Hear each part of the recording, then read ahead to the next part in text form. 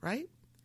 I mean, you learn to walk by practicing the basics. First, learning to crawl or scoot, right? And then pushing and pulling into the vertical realm to grasp the eager and encouraging hands of your parents or your sisters or your brother or a table leg or chair or anything else strong enough to give you the confidence to begin again after the inevitable triumph of gravity over your miniature yet ever aspiring body. Practice is the act of doing something in some aspect of our lives over and over until the act becomes habit or instinct, so customary, so usual that it becomes integral. Integral to your way of doing whatever you're practicing, and then integral to your way of being. Inextricably connecting what you do with who you are. I was just having a conversation the other day with a friend, and she said, Gloria, in your writing, you write a lot about gratitude and faithfulness, right? And integrity and creative action and love and vision.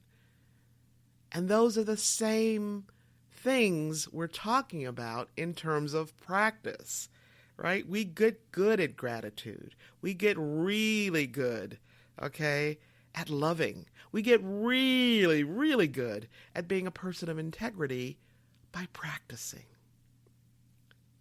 Now, dancers learn to dance by practicing the fundamentals of their craft over and over and over again until they can move on to intermediate and advanced levels.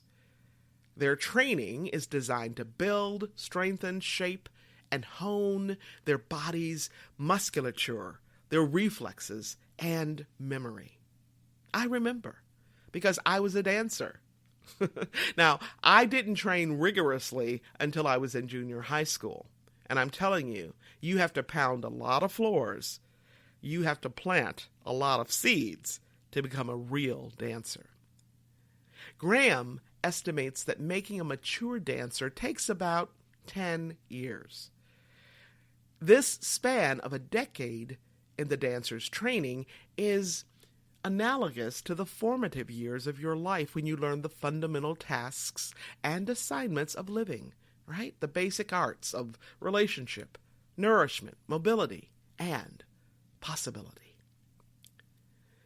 As Graham reminds us, it is no small wonder that dance holds an ageless allure, for, she says, it has been the symbol of the performance of living.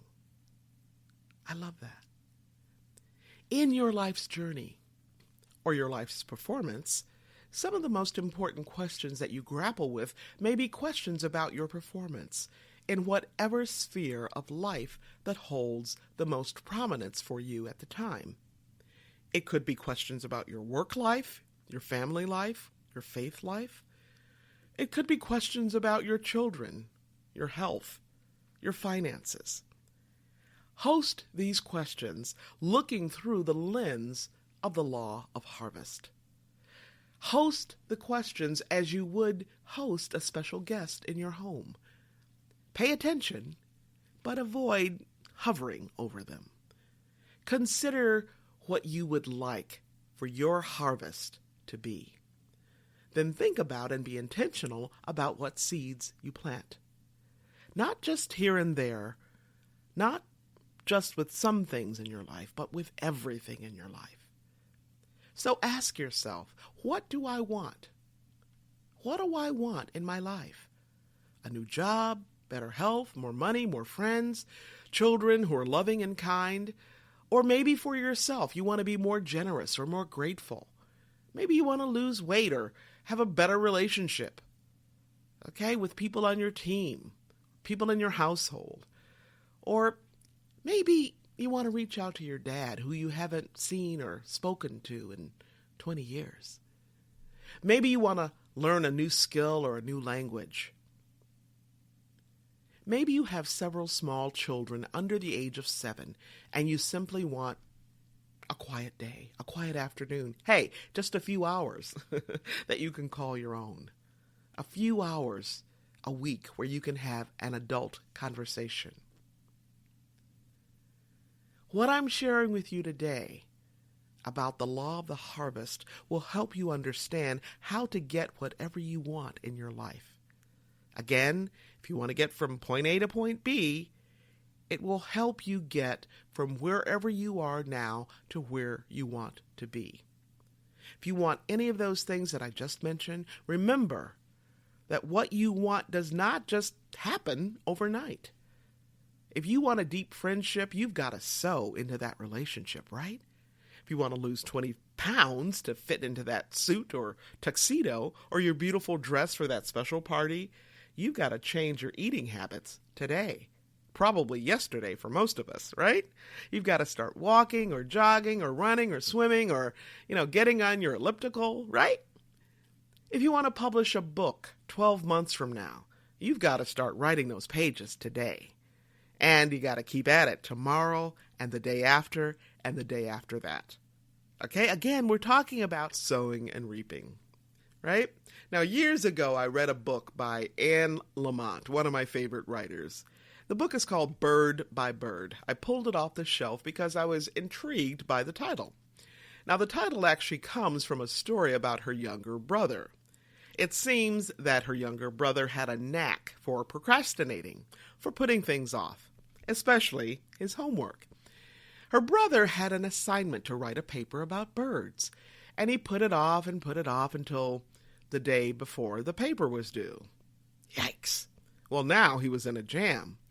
So, her little brother asked their dad for help, since he was kind of short on time, right?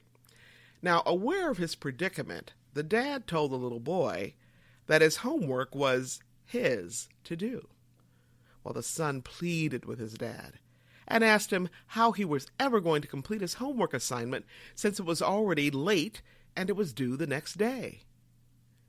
Well, the dad looked lovingly at his little son and he said, "Son, you will write and complete your paper. How? Bird by bird." Now, a lot of us are like that, aren't we? We want what we want, and we want it yesterday. We want it overnight, right?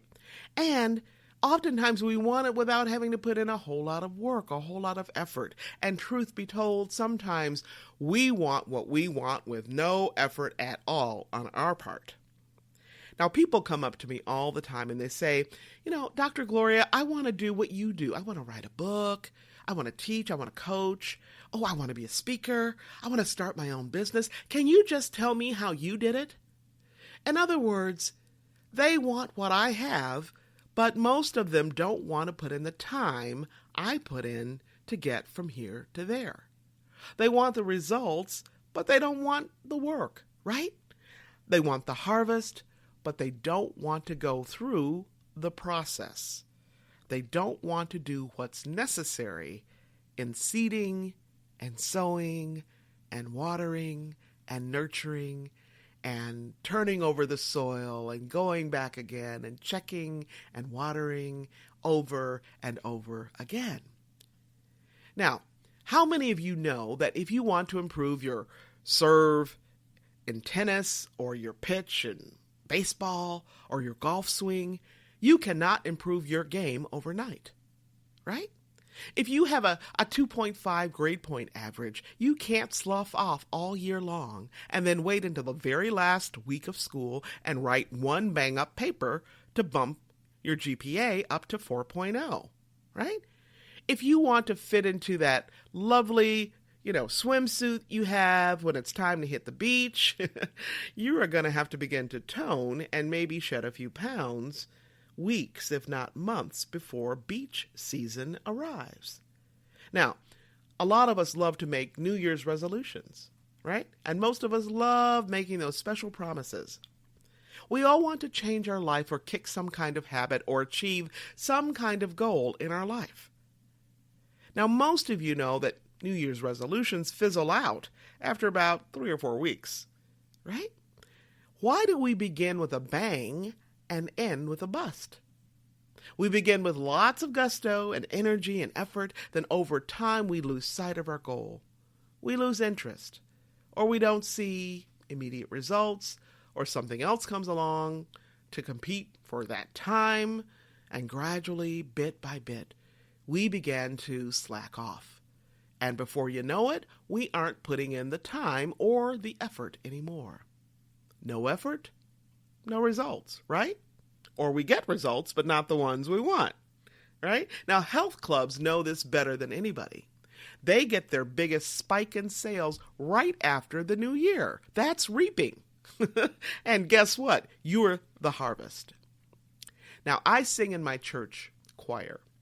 And to prepare for special concerts like special holidays, like Christmas, we actually start preparing many, many months in advance. I mean, people come from miles around. Those who go to the church, those who don't go to the church, they love Christmas. And they love Christmas music. Some of these folks may only come to church once a year just to hear that beautiful Christmas music, right? So the folks in our worship ministry prepare our hearts out. The choir and the orchestra begin preparing for these Christmas concerts before summer is even over. And get this, the choir and orchestra directors actually begin listening to new Christmas music way back in the spring so that they can order music and be ready to rehearse that music when late summer arrives. So that when December comes, we can pour our hearts and souls into singing and playing those exquisitely beautiful Christmas songs that everybody loves to hear. You reap what you sow.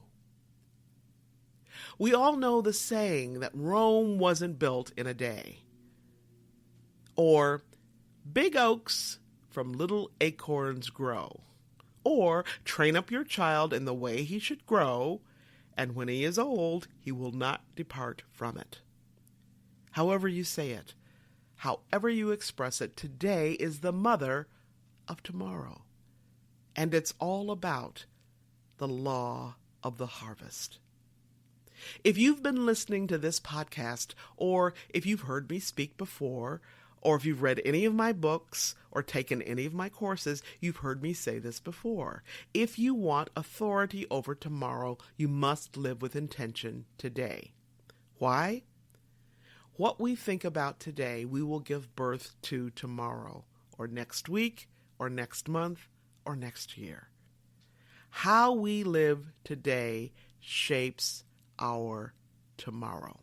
So, as I mentioned earlier in the show, be mindful, be thoughtful, be choiceful about who and what you listen to, about the books and magazines you read, about what you watch on TV or the internet. Be mindful, be thoughtful, be choiceful about the images and photographs you have in your home and in your office, and what you post on Facebook and Twitter and Instagram, and about what and who you allow to post on your timeline. Be mindful, thoughtful, and choiceful about who you spend time with in your personal and professional life. Because who you are in your daily life informs and shapes who you are as a leader more than any other single factor. How you live is how you lead. It's how you do everything. So we are talking about the law of the harvest specifically, and sowing and reaping. All right? So if you want something to happen in your life, you must give something today. You must sow and plant seeds today. I want a beautiful backyard next spring, which means I must prune my roses in early and late fall. It also means in early spring I need to feed them, right? So that they will come back more vibrant, more robust than ever, right? Now, if I want a beautiful yard next spring, I have to rake and pick up the last of the fallen leaves so that the plants beneath them won't be smothered by the load. It means I have to put parts of the garden to rest so that next spring tender shoots will push forth from the earth. Who we are today is a result of tending